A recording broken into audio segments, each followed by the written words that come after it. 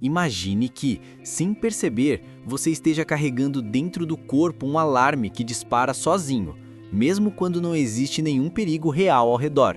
E se eu te dissesse que a sua ansiedade pode começar muito antes do que você imagina, em um lugar escondido, silencioso e totalmente ignorado pela maioria das pessoas?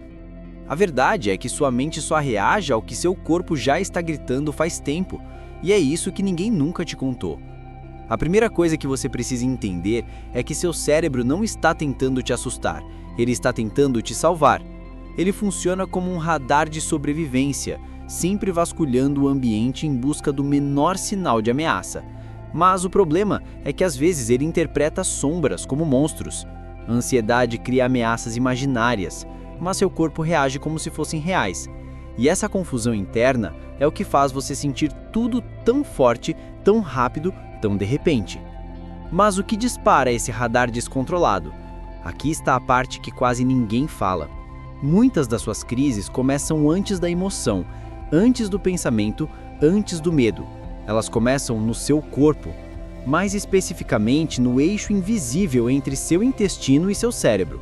Dentro de você existe um fluxo constante de mensagens químicas que viajam entre esses sistemas. E quando algo sai do equilíbrio, alimentação ruim, estresse prolongado, noites mal dormidas, acontece uma microinflamação silenciosa que altera seu humor antes mesmo de você perceber. Seu coração dispara porque seu corpo acha que você está correndo perigo. Suas mãos suam porque seu sistema nervoso precisa te preparar para fugir. Suas pernas tremem porque o corpo redireciona energia para os músculos, como se algo estivesse prestes a acontecer. Mas tudo isso pode estar sendo acionado por estímulos minúsculos que se acumulam ao longo do dia. Um café a mais, uma notificação inesperada, uma mensagem que você não queria receber, um pensamento em segundo plano que você nem notou. Seu maior gatilho, na maioria das vezes, não é um grande trauma, mas um conjunto de microestresses que o corpo interpreta como uma ameaça maior. E quando esse acúmulo ultrapassa o limite, acontece a explosão interna.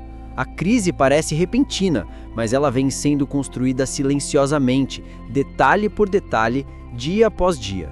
E o mais cruel é que você acredita que perdeu o controle, mesmo quando não perdeu, porque não é falta de força, não é fraqueza, não é exagero, é apenas uma interpretação equivocada do seu próprio sistema de proteção. Mas algo poderoso acontece quando você começa a entender esse mecanismo. De repente, o medo ganha nome, os sintomas começam a fazer sentido, e você percebe que não está quebrado, está apenas interpretando sinais.